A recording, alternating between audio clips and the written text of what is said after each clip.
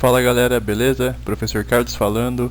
Vamos dar continuidade então ao nosso conteúdo de Geografia. Terminamos o módulo 1 ainda em sala e vamos começar o módulo 2 com capitalismo nessa aula, beleza? Vamos nessa então. Durante o processo de ocupação da superfície terrestre, foi necessário o desenvolvimento de conhecimentos, técnicas e habilidades para o ser humano se adaptar ao meio. Esses conhecimentos e habilidades possibilitaram então que o ser humano produzisse instrumentos para sobreviver em qualquer lugar do planeta. Essas habilidades nós chamamos de técnicas. Elas permitem inclusive a extração de recursos naturais para sobrevivência e desenvolvimento. Toda forma de trabalho precisa de técnica.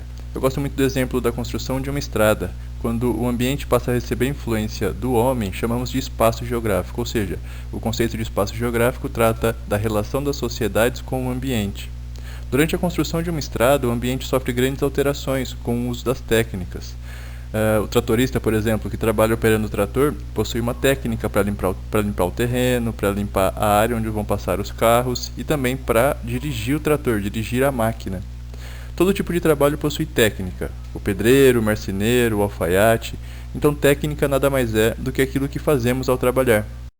Com as melhorias nas técnicas, o homem passou a ocupar mais espaço e a desenvolver as atividades de forma mais eficaz e veloz, ou seja, transformou de maneira mais intensa o espaço geográfico.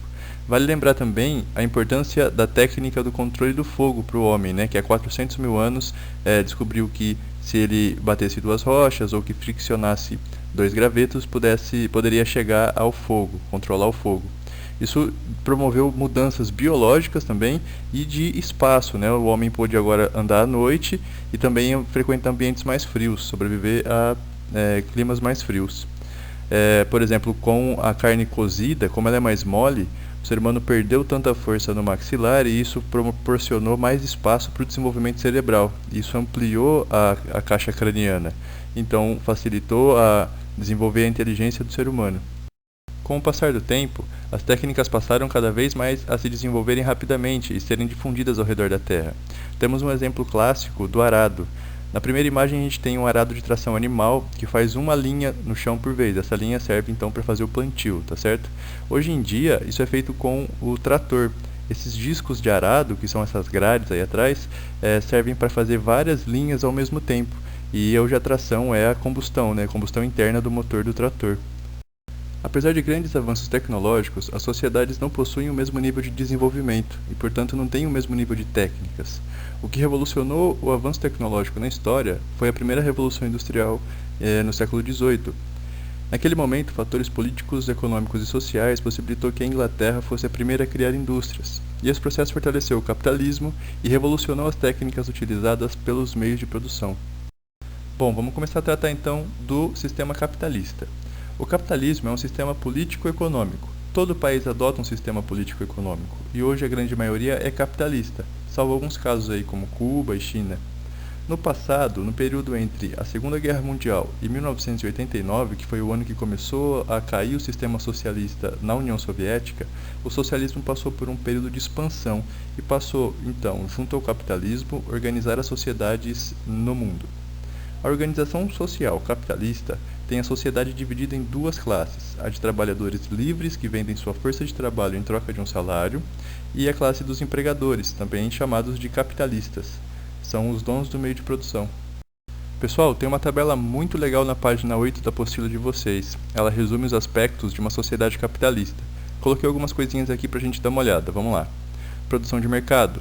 Não é realizado em função da necessidade social, da função social, mas da necessidade de vender e acumular lucro. O sistema capitalista visa lucro e não a atender às necessidades de uma sociedade.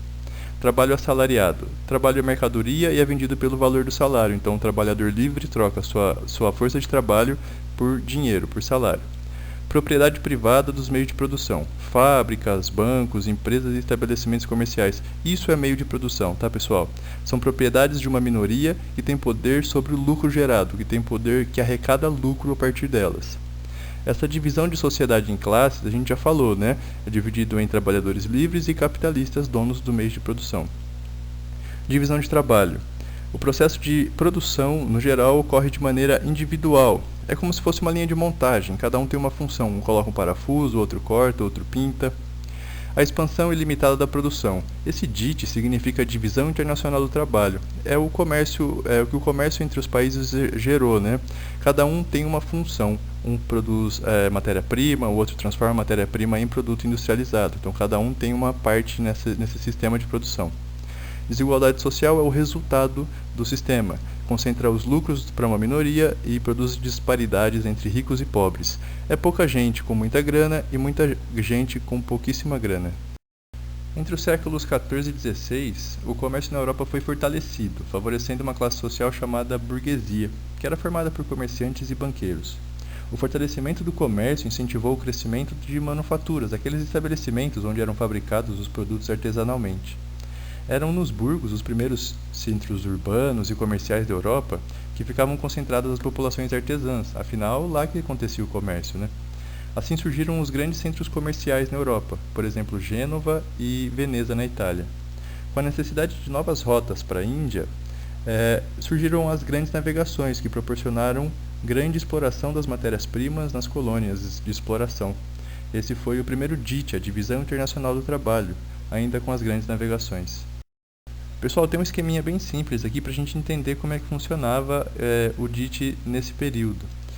As colônias de exploração forneciam metais preciosos, especiarias, mão de obra, todas as matérias-primas para a Europa e que eram transformadas em produtos manufaturados e voltavam para as colônias para serem comercializadas.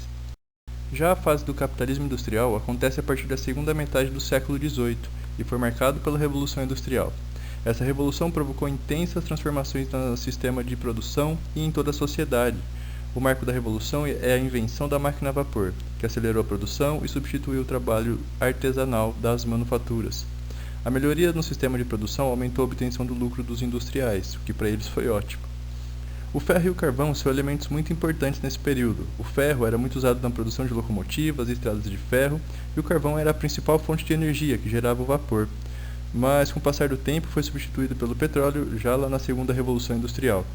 A revolução também alterou a paisagem urbana. Lá na Europa, as cidades começaram a ser tomadas por chaminés que soltavam fumaça de carvão à torto direito. Com a maior necessidade de matéria-prima, houve também uma mudança no rural. As pessoas perderam espaço para a produção de matéria-prima para as indústrias. E o êxodo rural, que foi a saída dessas pessoas no campo para as cidades, provocou muita pobreza nesse núcleo urbano, já que não haviam vagas para todos os trabalharem nas fábricas, e esse trabalho na fábrica que era bem perigoso e insalubre, horas e horas de muito trabalho e um ambiente cheio de fumaça e escuro. Já a partir do século XIX surge a fase do capitalismo financeiro, consequência do grande desenvolvimento de técnicas industriais e a descoberta de novas fontes de energia. Nesse período, o combustível passa a ser o derivado de petróleo, como óleo diesel, por exemplo.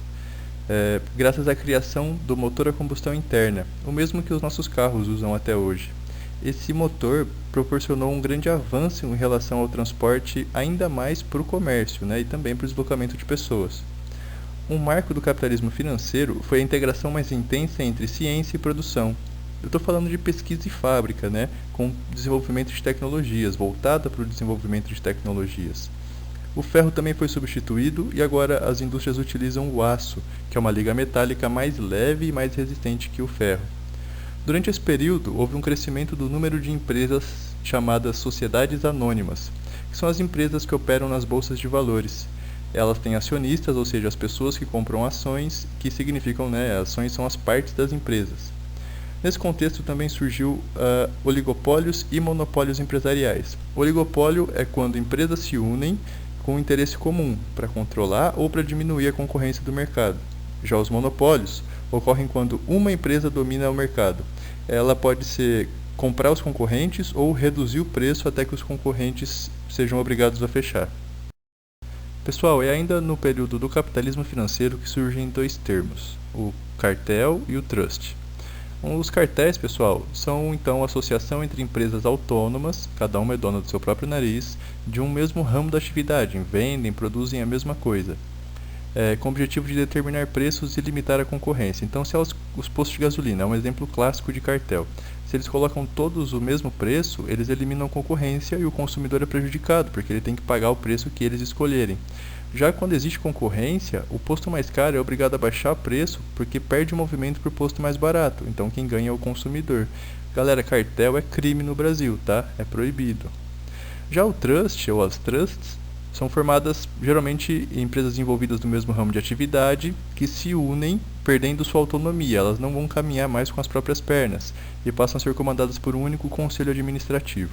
Exemplo clássico do Brasil é a Brasil Foods, a BR Foods, que é dona da Sadia e da Perdigão. Para quem não sabe, a Sadia e a Perdigão foram concorrentes ferrenhas, assim, várias propagandas na televisão clássicas, de uma provocando a outra. Com o passar do tempo, elas se tornaram do mesmo dono, do mesmo conselho administrativo. Quem administra as duas empresas é a Brasil Foods. Essa última fase do sistema capitalista, pessoal, o técnico científico informacional, tem início em meados do século XX, principalmente após a Segunda Guerra Mundial, e segue até os dias de hoje. Ele tem como característica principal a maior relação entre ciência e indústria. É uma evolução do capitalismo financeiro, mas que tem pesquisa científica como fator principal. Essa pesquisa que foi responsável por criar e mudar muitas coisas na nossa sociedade. Por exemplo, a internet, fotografias de alta resolução, telefone celular e robôs. Esses robôs, pessoal, apesar de substituir a mão de obra humana, também são responsáveis por surgirem novas profissões, novos ramos de engenharia, como software, hardware e biotecnologia. Galera, software é o programa, tá? Quem faz é o cientista da computação e o hardware é a peça do computador, que quem faz é o engenheiro de computação. Essas fases do capitalismo que a gente viu, elas fortaleceram e fortalecem até os dias atuais o predomínio desse sistema como a maioria dos países, né? A maioria dos países é capitalista e ele é incentivado pela globalização. A gente vai ver isso no ano que vem, no nono ano, mas está relacionado principalmente à comunicação comercial e cultural de diversas sociedades ao redor do mundo, que começou ainda lá nas grandes navegações. Pessoal, aqui a gente tem um mapinha mental do capitalismo, né? Eu recomendo que vocês façam em casa também, isso é ótimo para estudar, que trata então da primeira fase, a segunda fase, a terceira fase, as características gerais e principais, né? Inclusive o liberalismo. Isso é ótimo para estudar, tá, pessoal? E serve muito para a disciplina de geografia e de história. Pessoal, esse é um esqueminha que trata até a terceira revolução industrial. Se vocês observarem, o sistema capitalista também foi mudando com o passar das revoluções. Tem um esquema desse também na apostila de vocês e que é muito legal, é muito importante também. Pessoal, então é isso. Nossa aula termina aqui. Espero que vocês tenham gostado, que tenha ajudado na compreensão do conteúdo. Peço que vocês façam os exercícios de capitalismo, inclusive os de tarefa, para ter um pouquinho mais de exercício, para treinar bastante. Estou enviando junto com esse material o gabarito das questões de revisão, tá certo? E qualquer dúvida eu estou à disposição, conta comigo, tá bem? Um abraço a todos.